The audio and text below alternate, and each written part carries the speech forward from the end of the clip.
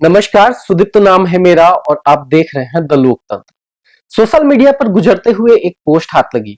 आप में से बहुत से लोगों ने पढ़ा भी होगा क्योंकि जिन्होंने यह कहानी शेयर की है वो अपने किस्से और कहानियों के लिए जाने जाते हैं। उनके पास बहुत सी कहानियां हैं, हर पहलू, हर मुद्दे पर एक। चलिए कहानी पर आते हैं। फेसबुक पर संजय सिन्हा लिखते हैं कि एक आदमी था। एक बार अपने एक मित्र को साइकिल पर पीछे बैठाकर वो रात में घूमने निकला। कुछ दूर चलने के बाद उसे सामने से दो लाइट आती दिखी।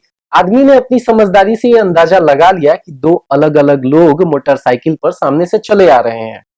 साइकिल पर पीछे बैठे दोस्त ने साइकिल चलाने वाले से कहा भी कि सामने कोई गाड़ी आ रही है, ध्यान रखना।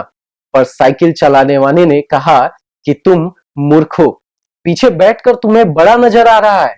ये जो दो लाइट्स आ रही है वो दरअसल दो मोटरसाइकिल सवार हैं जो साथ साथ आ रहे हैं। देखना मैं इनके बीच से कैसे अपनी साइकिल सर्र से निकालता हूं। तभी धड़ाम की आवाज आई और एक्सीडेंट हो गया। घंटे भर बाद साइकिल वाले को जब होश आया तो उससे पूछा गया कि आप ट्रक के एकदम सामने क्यों चले आए।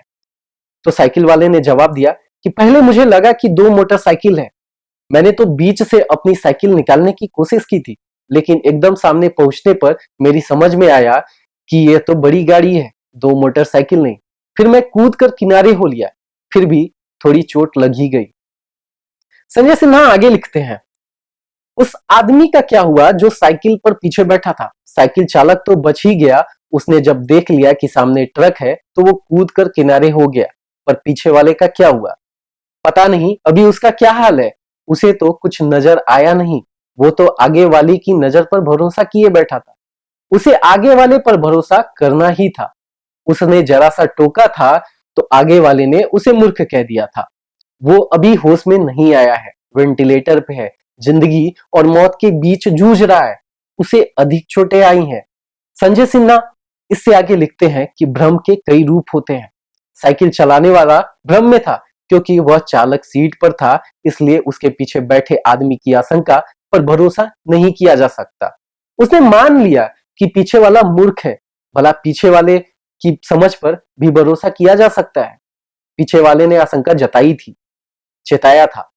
आगे वाले को पीछे वाले पर भरोसा नहीं था, पर पीछे वाले के पास आगे वाले पर भरोसा करने के सिवा और कोई विकल्प नहीं था। चाहे साइकिल हो या हवाई जहाज, जो चालक है उस पर भरोसा करना हमारी नियति है। पर चालक जब भ्रम की स्थिति में हो तो दुर्घटना हो ही जाती है। साइकिल चलाने वाला भी भ्रम में था। इस कहानी को आप कैसे समझते हैं यह मैं आपकी समझ पर छोड़ता हूं। अब अपनी बात पर आते हैं। देश की वर्तमान स्थिति भी संजय जी की इस कहानी की तरह ही है।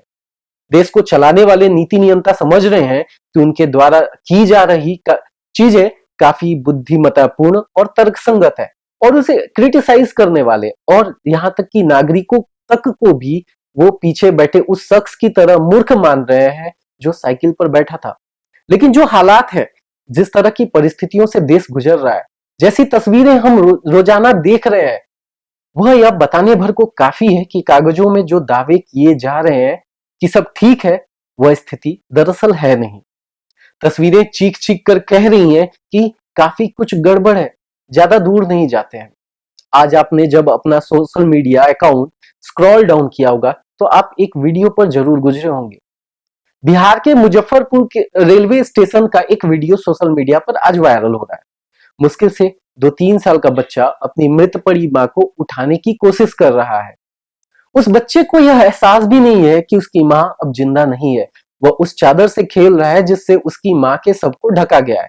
ऐसी और भी तस्वीरें और खबरें रोजाना अखबारों की सुर्खियां बन रही हैं। अब आप हर खबर को फेक मानकर अपना पलड़ा नहीं झाड़ सकते। फिर भी अगर आप इन तस्वीरों को इग्नोर कर संवेदनहीनता से आगे बढ़ने की हिम्मत जुटा पा रहे हैं तो आपकी भक्ति को प्रणाम है मेरा। लेकिन कम से कम मेरे में इतनी संवेदना बची है कि बहुत कुछ तो नहीं कर सकता, लेकिन कलम से और वीडियो के माध्यम से गुस्सा उतार सकता हूं। और आने वाले वक्त में मेरा वोट निर्णायक होगा। आज देश में कोरोना वायरस के मामले बढ़कर 1,51,000 से ज्यादा हो गए हैं तथा संक्रमण से मरने वालों लोगों की संख्या भी 4,000 से ऊपर हो गई है। क्या आपको कहीं भी ऐसा महसूस हो रहा है कि केंद्र सरकार अब इस महामारी को लेकर उतनी ही गंभीर है जितनी शुरुआत में थी? क्या हम जिन राहत पैक क्या सरकार द्वारा जिन राहत पैकेजों की घोषणा की गई और जो राहत पैकेज आपको कथित तौर पे हासिल हुए, उससे आप संतुष्ट हैं? अगर आप भक्त नहीं है तो यकीनन आपको केंद्र सरकार के रवैये पर गुस्सा आएगा। खैर, आक्रोश में वक्त के दायरे से बाहर नहीं जाना चाहता। आपसे संवाद का सिलसिला जारी रहेगा। फिलहाल के लिए मुझे इजाजत दीजिए। नमस्कार।